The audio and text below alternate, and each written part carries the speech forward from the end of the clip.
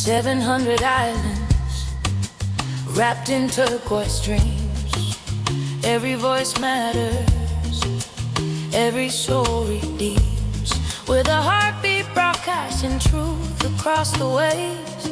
Information, liberation. This is how a nation stays. From Andros to Abaco, a love at a Grand Bahama shore. We're reaching every family, knocking on every door. Not just talking policy, baby, we're changing lives. When social service meets compassion, that's when hope survives. We speak your language, we know your name. Through the airwaves, through the struggle, we remain.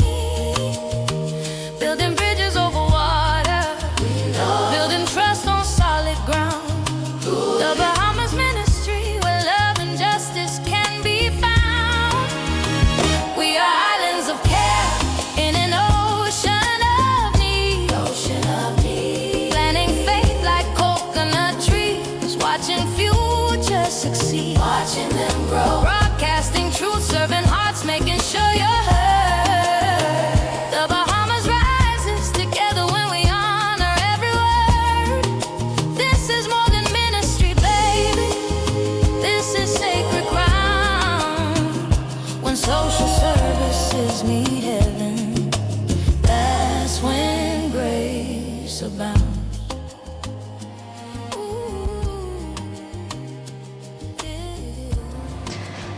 This is a very special segment of taking social services to the people. I'm inviting you into my office. It's like an intimate place, and special things happen here. People share their hearts of how they feel, the pain that they feel, the triumphs that they celebrate.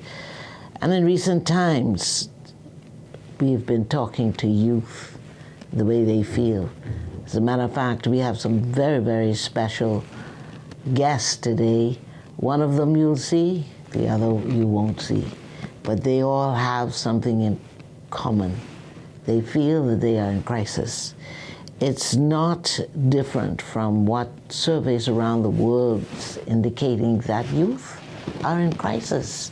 And we're going to be dealing with a subject that we don't like to admit to, we don't really address. But because we don't address it, doesn't mean that's going to go away. As a matter of fact, it gets worse. Mental disorder in the community of our youth is in crisis. Youth are in crisis. It's really heartbreaking, but we can do something about it. The crisis in our country is not only here, it's around the world. Globally, 1 in 7 adolescents experience mental disorder. Can you believe that? Depression, anxiety, and behavioral disorders are most prevalent among 10 to 19-year-olds. In 2023, the Bahamas government, in conjunction with the Pan American Health Organization and the World Health Organization, they conducted this global school health survey. The results for the Bahamas is described as staggering. You'll hear just in a minute from Dr. Carter Lukey that 58% of our youth feel that we are in crisis. Oh boy. Just after this insert from Dr. Lukey, we're going to meet a young lady. Her name is Jennifer for this program. She's beautiful. I wish you could see her. She has such a quiet smile. She just looks so humble. She looks like a teddy bear. You want to hug her up. But because what I believe is a mean streak that we have in our country, she's afraid to come out. She's of age. I spoke to her father, who gave permission in spite of being shot incognito. And, you know, we don't even feel the comfort in having the empathy and the understanding that all of us are going through something.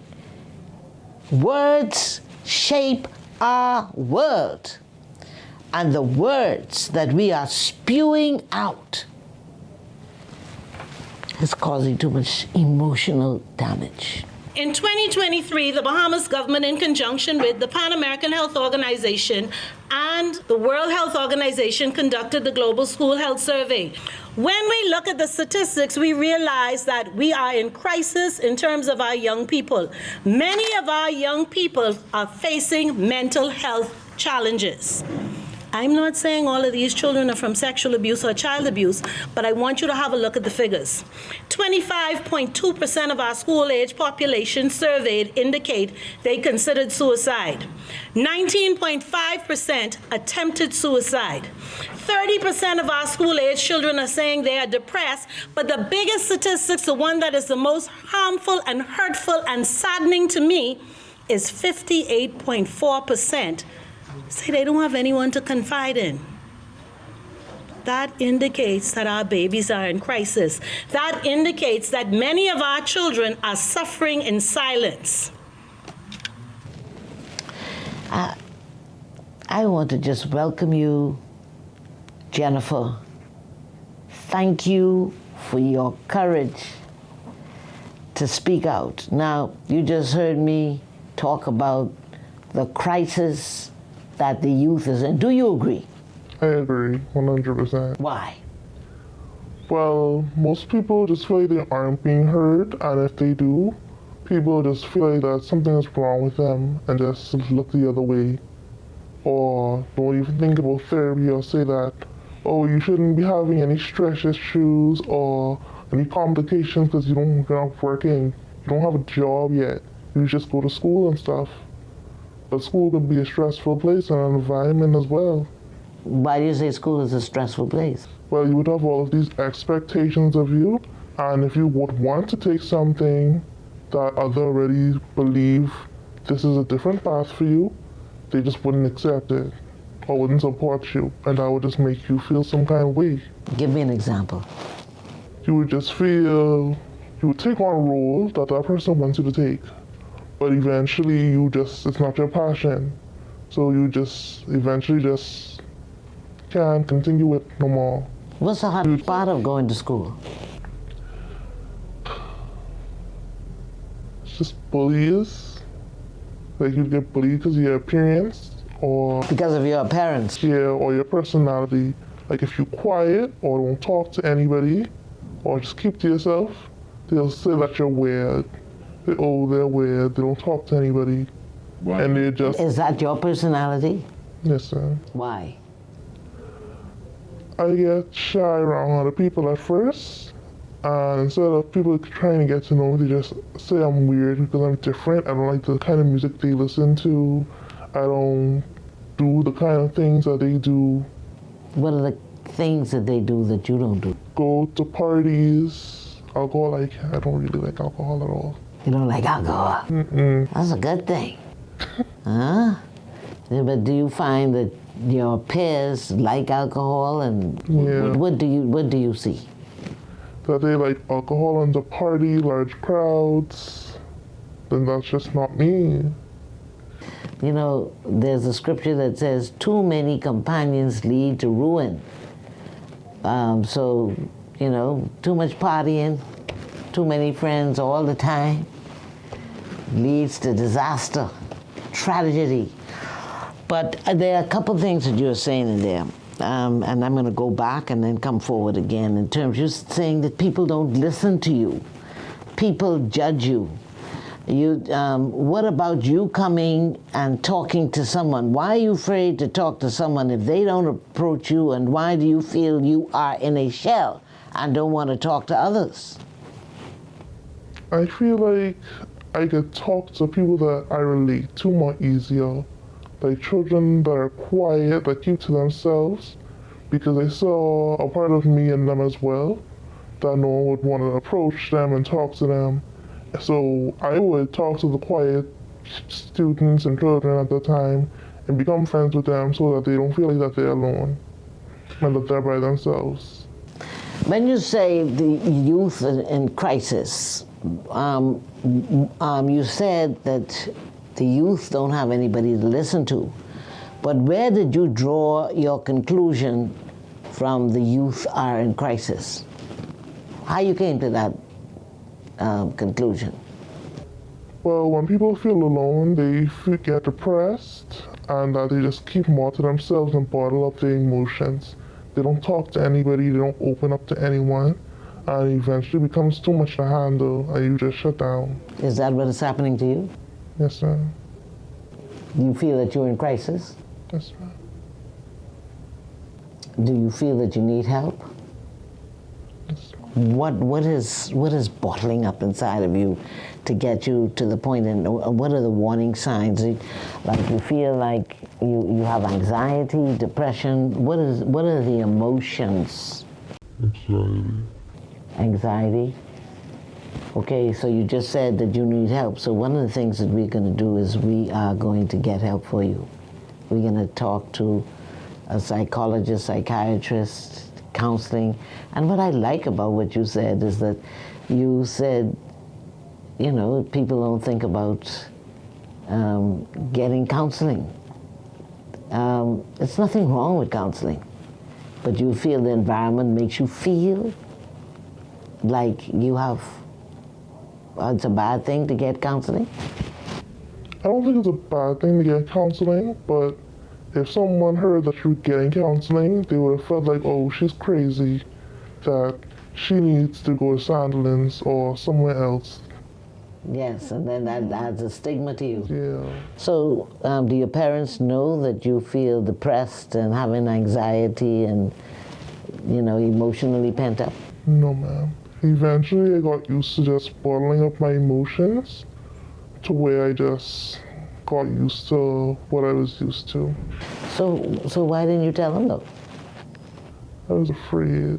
I'm not used to talking about how I felt, so I was just afraid of what they would have thought or how they would have felt. I spoke to your father. He sounds like a wonderful person, a good daddy. Yes, ma'am. But you didn't want the weight of that responsibility on him and your mother? Yeah. Yeah, so you ready to come up and open up now? To talk to them about, because you have an extended family now with us, right? Yes, ma'am. And do you feel better that you can, you know, we could do this. There's nothing wrong with having to go through a phase, but how we could conquer this. What do you feel about that? I can handle that. You could handle that? Yes, ma'am. Absolutely, but I want to know just a little bit more before we go in and meet the mother of another young lady who's a summer student. We have some of the best summer students here. What a joy and an honor to meet our summer students, and you could see, let's look at some of the video of how helpful they are. Most of them are interested in media. They're doing the work in the background, and they're squeezing up in my little office trying to get this set ready for you, and you can see some of them. But, you know, there's always an environment that influences our internal, our emotional condition. What caused you to feel depressed and the pressure? What environment? Was it home? Was it school? Was it church? It was both at home and school. I live with a family member, not my parents, and I felt like I was always being put down in a way. And if I said that I felt the same kind of way, they would say, you don't go to work, you don't drive, you don't have any other responsibilities other than going to school and coming back home. But they come with expectations, and then it's comparison to other people. And so that's home, and what about school? And at school, I just don't feel like I belong in certain places or that I don't fit in. And because I don't fit in, I end up feeling alone, and I just keep to myself. and don't. What is the environment you don't fit into? I want to take you into their environment in school. That's what I want. I want you to be Like, blunt with me now. like the social crowd. Okay, what they do in the social crowd? We warming up now. What is it do you see drugs? Do you see sex? What is it that you see? I see that children vape a lot and they do edibles. And they sometimes sneak alcohol into school and do shots. What kind of thing? You could hear some things. I can't take it. What you mean shots? You mean alcohol? Yeah, Edibles. When you say edibles, like drugs. Like they can be in little candy packages or in anything now. really? Yeah. Is that pervasive? Is that a lot? Is that just some of the students? Is that a lot of the students? That's most of the students. And every crowd has a different category. You have the popular kids, children who stay by themselves, and you have the people in the middle who just get along with everybody, or try to. And then when they get along with everybody, they end up taking the edibles, vaping, Yeah, and you refuse to do that. yeah. Well, you've made some very good choices. You know, what would be your final advice to anybody listening to your voice to get us better, to help us to be stronger people and do what is right? I feel like that a lot of people fear of saying no, but it's okay to say no. Because when you say no, that's you sticking up for yourself and not you standing your ground. That's you feeling like you can move on to the next level of your chapter. You don't have to stay in the same path. You can just move forward by saying no to something that you don't want to do. You see how strong she is? She has a emotional vulnerability, but she is sound in her thinking. But her environment is undermining her confidence. Is that correct? That's right. And in undermining your confidence, do you feel any fear? Are you fearful sometimes? Yes, I'm a lot of times. A lot of times you're fearful. Yes, I'm. Why? I'm fearful when speaking and in front of a camera because I don't want to say the wrong things and then it gets interpreted the wrong way. Well, cameras are not there every day, but there must be something else. But you got any boy problems, man problems? What kind of problem else you have? You talked about the drugs, because you're 19. Mm-hmm. You're a beautiful young lady, but speak to that. When I was a teenager and still up to now, I got approached by older guys around the area, and they'd always try to follow me home or try to stop, pull over inside a car and try to ask if I need a ride or anything. And if I don't even answer, they try to get closer. So you feel threatened. Yes, sir. Any other experience that may have contributed to that fear? One time I was walking my dog and there's this guy just standing there where I usually stop to let him poop. And he just was just standing there. He didn't move anything, he just stood there. So I didn't walk further down, I just stayed where I stood and let my dog poop there. And when she did, I heard him start speed walking home, and he was calling out to me and following me and speed walking as soon as I started running. So I just ran home. You know, I just wish I could talk to you more, but you know, the point is what she's saying is that there's this sense of vulnerability, of fear. If you look at all the headlines, oh my God, 12-year-old, went from 11-year-old, somebody trusted, just sexually abusing. That is not who the Bahamas is. That's not who Bahamians are. That is not our foundation. And we're doing this program so that we can get back to our foundation. There's so much beauty in our country, and the beauty begins in the hearts of the people of the Bahamas. And we at Social Services are inviting you to, man, let's get together and get it back. When we come back, we're going to talk to a mother who specializes in psychological matters, and her daughter, who is a summer student here, has the challenge, and I guess because of, in part of her expertise, and she lives in a two-parent home. It doesn't matter where the problems are. You know, you could have a single-parent home, you could have a happily married parent home, but all this pressure that we get is from where we go and where we interact with. Actually, it's the foundation at home, and we have it. It makes us more able to recover from the challenges and the pressures that we have on the outside. But when we come back, I'm going to talk first to the mother.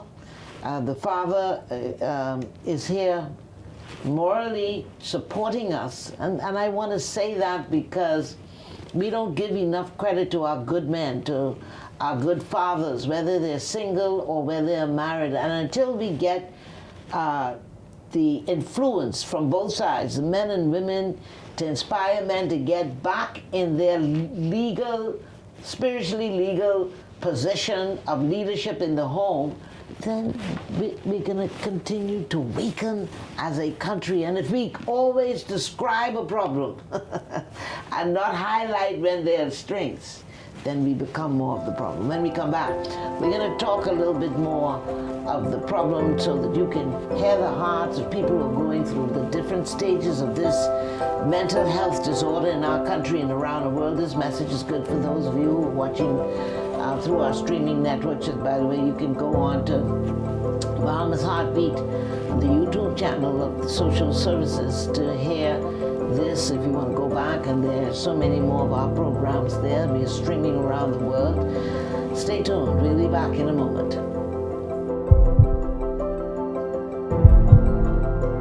You can now stay in tune with all things social services on any one of our social media platforms: TikTok, Facebook, Instagram, and YouTube. Also, missed any of our Taking Social Services to the People programs? No worries. Subscribe to our YouTube channel, The Bahamas Heartbeat, to watch all of our programs and special content. Social Services is the heartbeat of the nation, taking our clients from dependency to self-sufficiency to economic empowerment.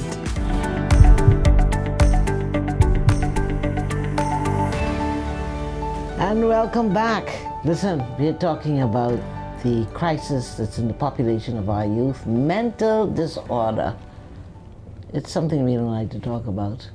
But you know, here on Taking Social Services to People, we are not afraid to confront. We have to confront and defeat anything that is going to destabilize us. You know, I think the minister, Senator the Honorable Barbara Cartwright, said something that is extremely important. We have to put our focus on stabilizing our families. You know, the philosophy here is that we are going to move through the responsibility that we have in social services, our community, from dependency, self-sufficiency, to economic empowerment. I am so proud that we have a mother and daughter with us. That's what it's going to take, family, to stabilize us, absolutely. And you know what makes me even more excited is that just as we were coming on, we just talked to Jennifer in our previous, and she was so transparent and she was so truthful, so wise. She's a leader. That's what sometimes we misdiagnose. She feels that she is emotionally unstable, but she's the stable one. She's the one who's saying no to drugs, edible drugs, and vaping and all this nonsense. What? She's the one who's saying no and taking heed and looking for the danger signs and avoiding them. And it is absolutely no reason that we should be making those who are choosing the path of right to feel emotionally vulnerable. I'm inspired. There's enough of us in this country to turn this around. And just as we, you know, I like talk, right? And I don't talk the secrets. We in here, this is a place, all kinds of secrets in here. But, you know, just before we came in, and as I introduced our mother and daughter team, you know, Dr. Justina Knowles said, my husband is the best father. He's the best husband. So I'm going to shout out to you, Samuel Knowles, Samuel Derek Knowles. You are the father. Can I make you the father of your household, the not only your household, but among the fathers of the air, among the fathers of the Bahamas? You know why I say that? Can I tell you what I can talk on them? They said when she was getting her PhD and all of her books were spread over the bed and you were there coaching her on, and she said, now, she said, you said, now use your PhD and call you doctor. I'm talking about Justina, Dr. Justina Knowles. You know, some men uncomfortable with women progressing. That's another thing you need to really celebrate. Celebrate these men who, we're talking about one of the sustainable goals of for the United Nations is gender equality. He's a man who understands purpose. Men and women are born to rule industry. Men are head of the household. But let me go on to what I'm supposed to be talking about. Then, you know, her resume is so long, and her title and her experience. She's very, I'm making this point because sometimes we have a profile of who we think going through these problems. Here's a mother who is highly educated and experienced, and her daughter, who you will meet, who is our summer student who we love, Condoleezza Knowles, say, my mommy don't like to say, give all our credits, give all our credit. She said, no, that's all right. No, you need to know who you're talking to, that what she is about to talk about is as a mother, and she's also able to address this as a professional. So let me, mommy first, right? Yes, I want to welcome you to Taking Social Services to the People. Dr. Justina Knowles is a PhD in public health services. She is a psychiatric trained registered nurse with a Master of Science in Nursing Education, teaches at our nursing school at the University of the Bahamas, and she specializes in gerontology. That's another thing that we have to fix in our country. Oh Lord, honor your mother and your father so your days may be long. Yes. Oh, I am not going to stay in there. That's for another program. But we have to treat our elderly better.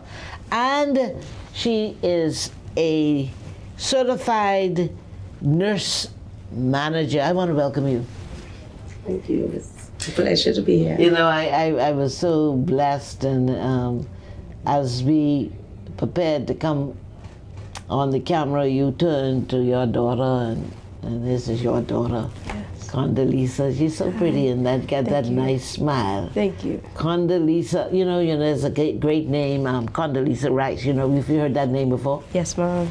Yeah, and you're gonna be just as great or greater than her. Thank you so much, Mom. You will, and you're so pretty, I can't take it. But you know what I really appreciated, just before we came on camera, she turned to Miss Condoleezza and said, "Let's pray." And they were praying. You know, our camera's always rolling now. We ain't letting nothing pass, so you can see it on the stage. But we're here to talk about the mental disorder. And you heard that our Jennifer said that she feels that she's in crisis. Your daughter told me in this office that she is emotionally unbalanced, that she suffers from anxiety. Mm-hmm. Yes, speak to that. Anxiety, you know, when we talk about anxiety, person just say, you're so anxious, but they don't dig into it. Anxiety is just this fearfulness. They're afraid for almost anything.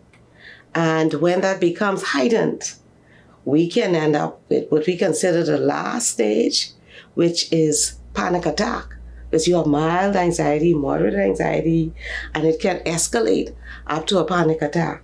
So this fearfulness is not aligned with any specific thing. That's very, very concerning, because you would ask them, what's happening? What are you anxious about? Why are you so afraid to do this? I don't know. So this intense, ongoing fearfulness, even after a situation will be resolved, this anxiety remains. How did you notice the anxiety in Condoleezza? Well, first and foremost, we all ought to know our children. So then when there's a switch, you are then able to realize that, hey, this is not my child. Something is definitely going on here. And like persons would say, you are not your child friend. And I listen to people a lot of times speaking about young people. But I want to be the best friend that she has. Reason being, as a mother, I am not going to encourage her to do the things that what her friends would want her to do. But is that the problem that a lot of mothers are allow or encourage or are silent on the things that the friends want to do? Yes. I went into 4 o'clock one morning at the Wolf Road police station, and the police said, you just missed a mother and daughter, and we took them from a nightclub fighting because the mother said, the daughter said, my mommy always trying to take my boyfriends. Mercy. Oh, wow. So my point is, Well, you have a balance. How do you separate? Yeah. How do you discipline your child? yeah. First and foremost, I live by example. Yes. They would say, anytime they're going through anything is happening, even with my older children. How many children? 4. And they would call me and say, Mommy, what do you think about this? Or Mommy, pray for me. I'm going through something. So that's a person, a support person that they are not afraid to lean on to. And I always tell them, tell me. And I may start to seem as if I'm freaking out at the beginning. I said, that's the shocker. I said, but eventually that dissipates and we are able to deal with the situation. So I don't want you to ever feel that you cannot come to me with anything. I said, I don't mind how horrible it is. We just have to find a way to manage it. I am your mother. I love you dearly. I will always love you, despite what you do. See, we want our children to be a certain way. Huh? We just do this molding, and only God transforms and molds our characters. But we want to do this to our children. The best way to do that is to live the life that you would wish for your child to live. So at the end of the day, they're going to think, mommy would not. Yeah. And then I have to get down with them. And some of these stuff, they start to talk. I have to then do my researching, do my together so that they will not refuse to come back to me again. Yeah. They are their own person. Yes, we want the best for them. Yes, we train them. The Bible said, train up a child in the way that he should go. So I always tell her, 2 Timothy 1:7, God did not give you the spirit of fear, but of power, of love, and a sound mind. Yes. And if you forget that, then you go to Philippians chapter 4, verse 6. Be anxious for nothing, but in all things, through prayer and supplication, make your request known unto God. And I said, when these anxiety feelings start, no one have to hear you. God reads your mind. In your mind, you say, help me, Jesus. That's it. Cast down all imaginations that exalts itself above the name of the Lord. But did she freak out when she realized that you had to, and I want to welcome you to the program. Hi. How you doing? I'm good. When did you first realize you had a mental disorder, that you are emotionally unstable? Okay, so basically I want to say early high school, junior high school, it was just a switch, sort of to speak. I used to excel a lot in primary school. I was good. My mom, she stopped doing my work from I was in grade 4. Yeah. So I never did no assignments. Yeah. or anything. And then when I reached the high school, I don't know, the environment wasn't loving, it wasn't careful, it wasn't graceful, you know. I dealt with bullying from all different sides, you know. I felt inadequate, and I felt like I just couldn't do anything. I felt like I lost myself. So I would stay home, couldn't get out of bed, couldn't eat, just no motivation to do anything. And when I would tell like common people that, they would be like, what's wrong with you? Just get out of bed, you know, just get up. But what people don't realize is when you have anxiety or even a little bit of depression, you know, it's hard. You need help to get out of that. I haven't personally met somebody who has gotten out of it on their own, but it's rough. And I realized and when I went into grade 9, my mom was like, you know, I notice and I see that there's something wrong, so let's get you a psychiatrist. And it went from there. But you know, you said, you know, I had a program in the 80s, you weren't born yet, it was called Reaction. Yeah. And I would, you remember, were you born yet? You don't look like you were born yet, Dr. Justina, were you there with Reaction? Yeah. For every cause? For every cause there is an action. For every action there is a reaction. See there, so the cause. I want to talk about the cause. Yes, I would always end the show by saying every cause there's a fact. Yes, ma'am. So you talked about pressure on both sides. Yes. And I want to talk about what those both sides are, because you started off very normal. Yes, You ma'am. did not have these emotional problems. No, ma'am. Yeah, so it didn't stem from the home. No, ma'am, not at all. No. So what are these pressures on what sides? You said both sides. Yes, so from students and... I want you to hold that thought. Okay. And when we come back, it's going to really get Okay. moving. Yes. As soon as we come back, we're going to talk about what is the pressure that influenced her to become fearful, anxious, depressed, and with the need to be on medication. We'll be back in a moment. Have you heard about the Promise Unit? The Department of Social Services provides food assistance, housing assistance, uniform assistance, burial assistance, and financial assistance. Promise makes it easy. You can log on via cell phone, your computer, or your tablet. Sign up today at promise.gov.bs. Once you've registered and created a profile, you can call the Promise Customer Contact Center and speak with someone about any inquiries at 1-242-4-PROMISE. That's 242-477-6647.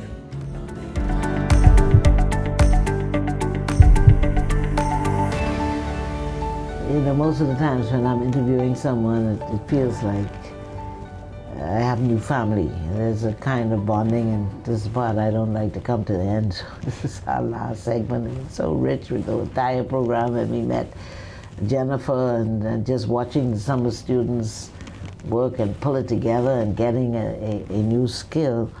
And so, you know, one of the things that really inspired me, I was having a meeting with some of the summer students, and Condoleezza started talking, and I said to her, you know, one day your name will be great. Yeah. She's so articulate. Thank you. Have such a great presence. Thank you. And you got so comfortable.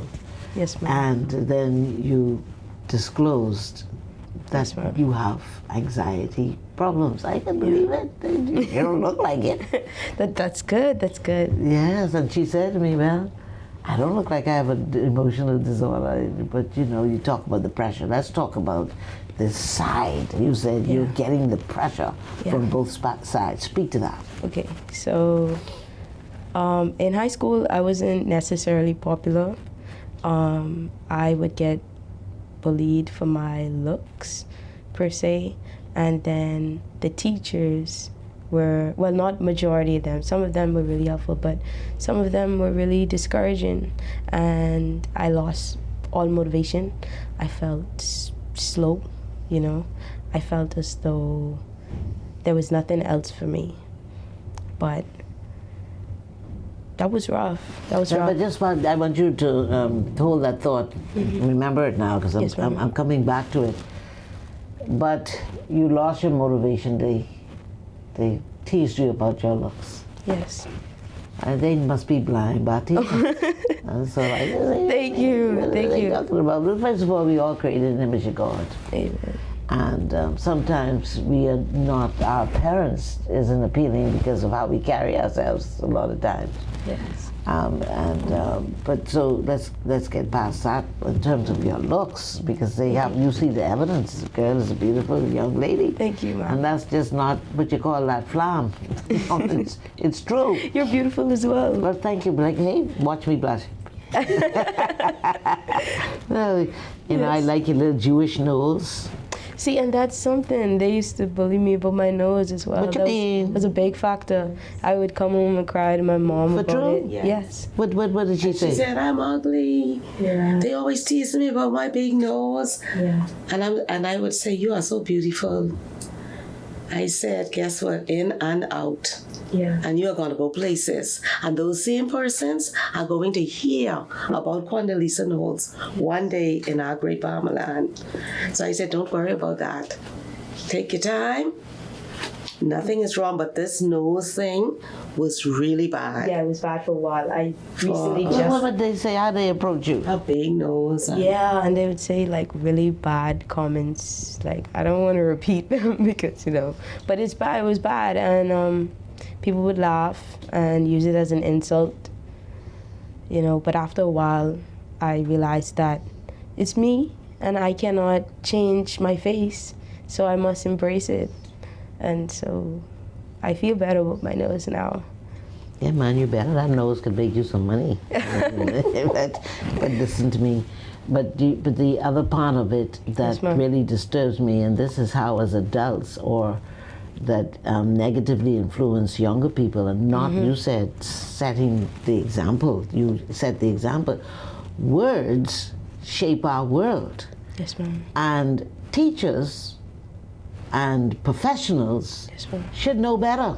They should. They really What are should. some of the things that teachers would say to you that scarred you?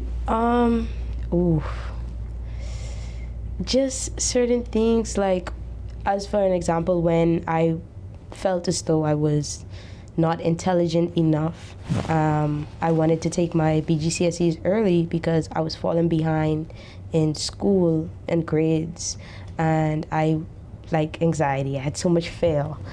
I felt frozen, I felt stuck. So my mom went to the school and she asked them if I can take it early. And they said, your grades doesn't reflect your ability to do that. And that stung because I know that I'm smart, I'm a good writer. I'm so happy that you like writing, and it shows your potential. Thank you. Being a great journalist or talk show host, psychiatrist, Thank you. when you prepare for it, Yes, you ma'am. can achieve. And as you work towards it, make sure it's not only to impact the Bahamas, but the world. Yes, ma'am. But I want to go to your mom now, Dr. Knowles. Did she come to you? You talked in the beginning about how much you communicate. You're the mother and you're the friend. What did she come to say to you when you were in school, when she was in school and she was bullied, as she describes it from both sides? Well, she would tell me sometimes that she was told by a teacher or a staff member that she's a liar. She's not to be trusted. And she would talk about times when she tried to explain an incident that would have happened in her presence.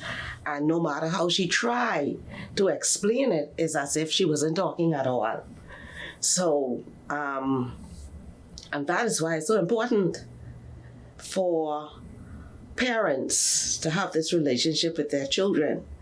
Before coming out of my car, I have them bow their heads, because I have 2 granddaughters go there also, with her, and we pray. Cover that whole environment and the hearts and minds of the teachers and administration. I would pray that prayer every single morning. I never let out of my car without that prayer. Some days I can see that it's going to be rougher, but to stop the amount of absentees, sometimes I would try and send her, but before the day is out, I have to come back for her. The environment that the school, how I felt at school, I felt so inadequate and so illiterate that after I took my BGCSEs in grade 11, the entire summer, I could not get out of bed. I was so scared of failure. I thought I failed. I thought I did terrible because that was what everybody was telling me or what they thought of me.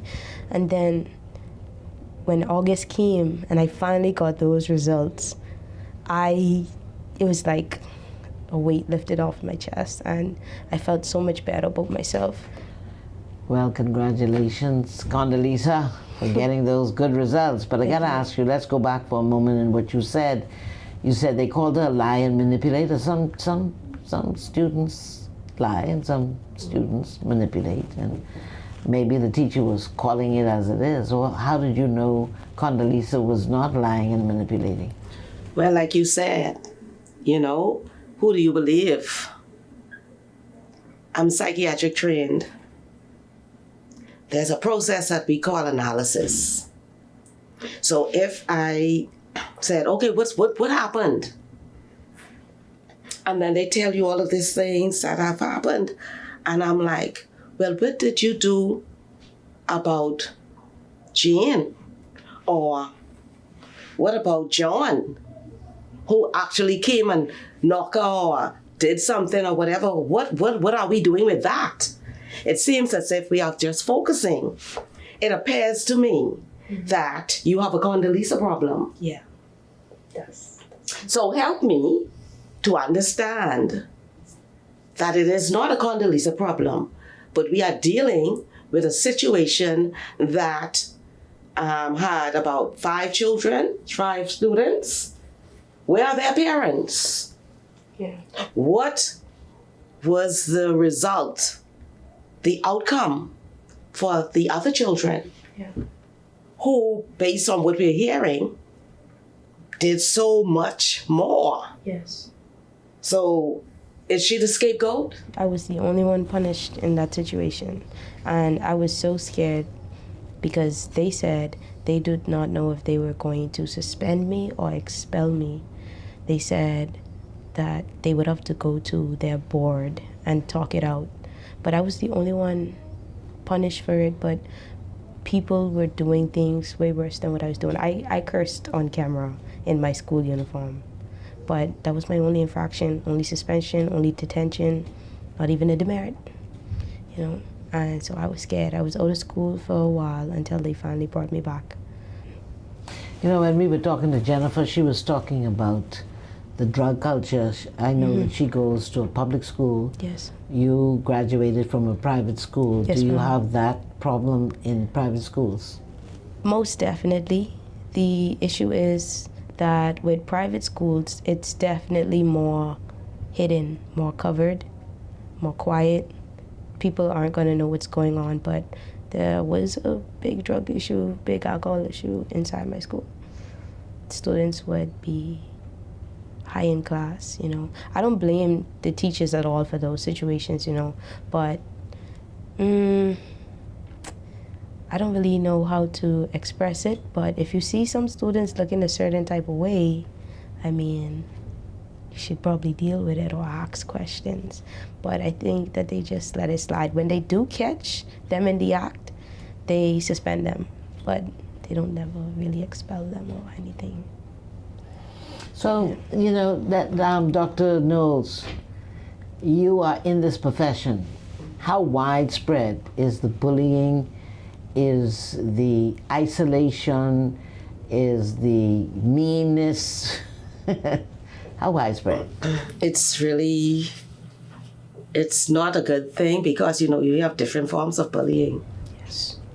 And Give she was me a the part of the songs. cyber one. You know, you have Yeah. cyberbullying. Oh, yes, I also where they just Cyberbullying. spread just stuff all over the place and laugh, and it was really bad. Yeah. Um, What was cyberbullying? How were My- you cyberbullied?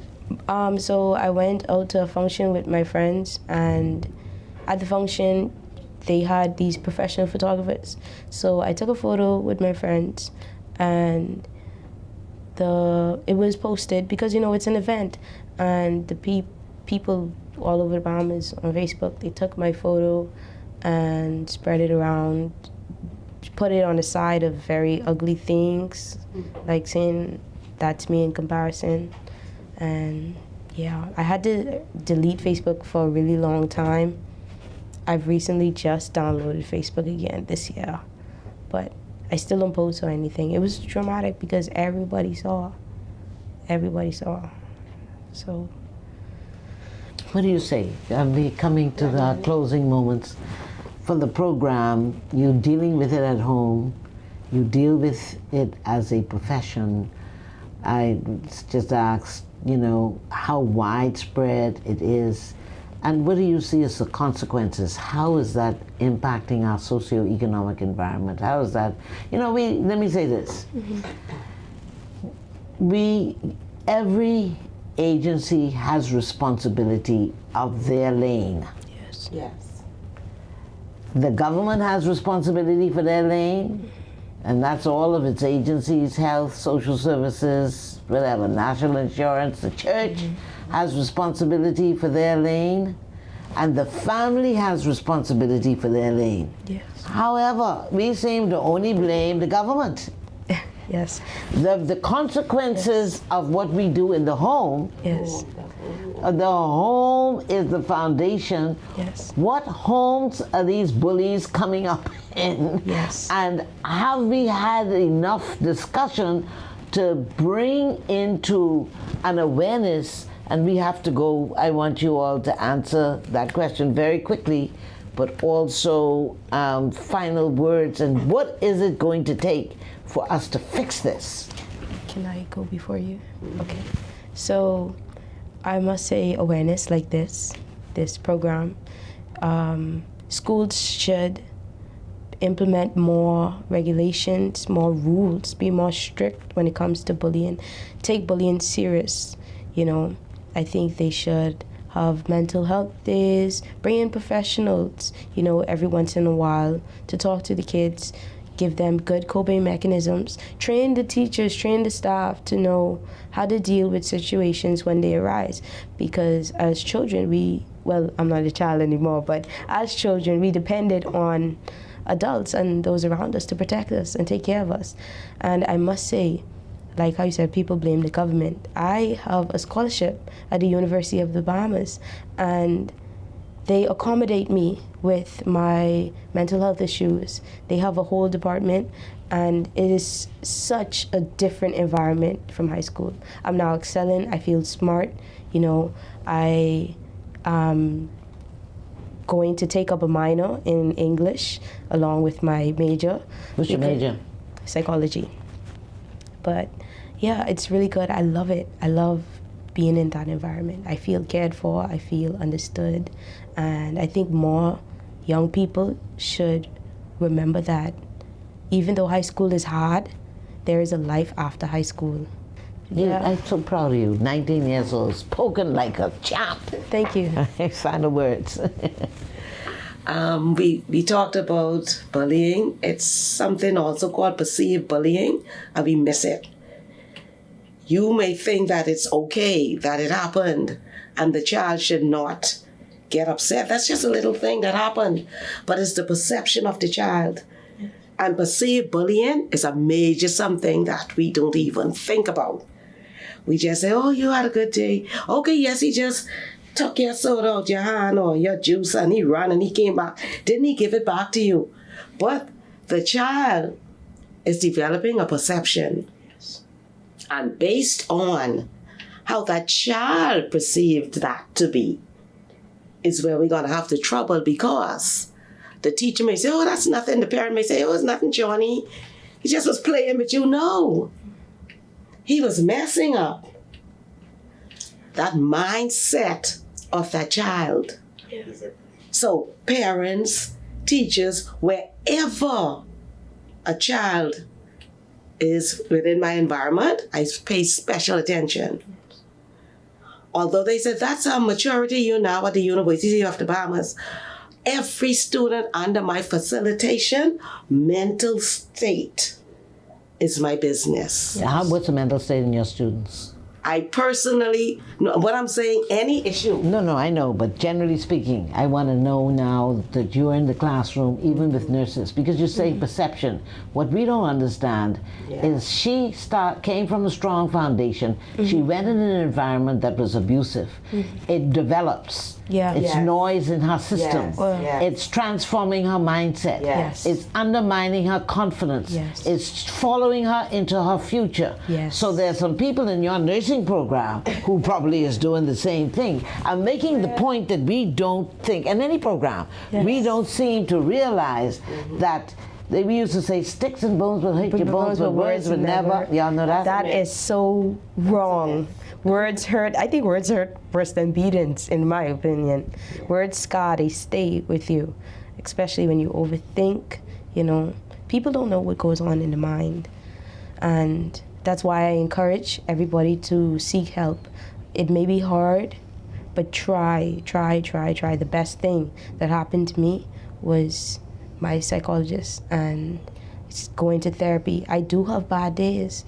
I still have, little trouble, but I feel more confident. I feel the willpower to move on, to succeed, So I go there, get help. Help is okay. One second note. Close it for us. Yes. Well, mindsets are extremely important.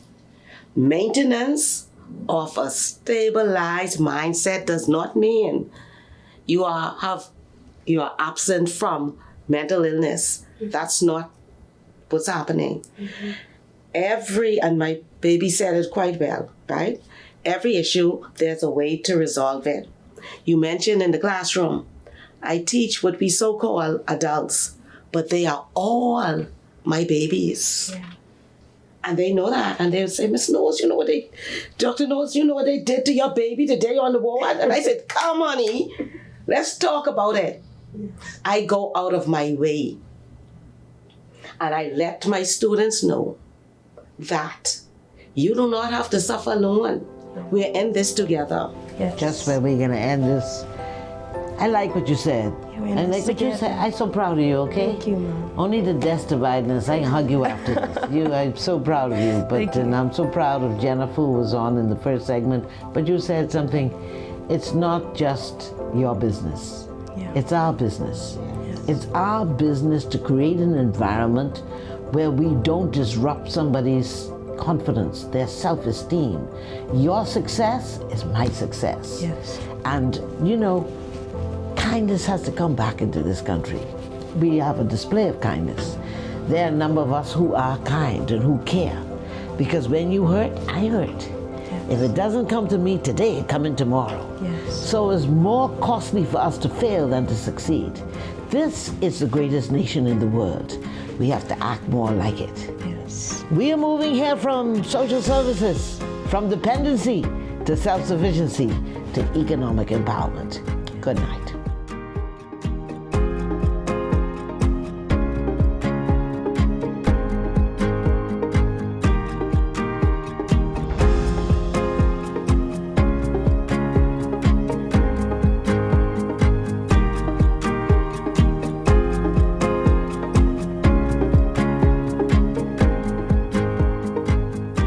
This has been a production of the Ministry of Social Services, the Heartbeat of the Nation, where we move our clients from dependency to self-sufficiency to economic empowerment.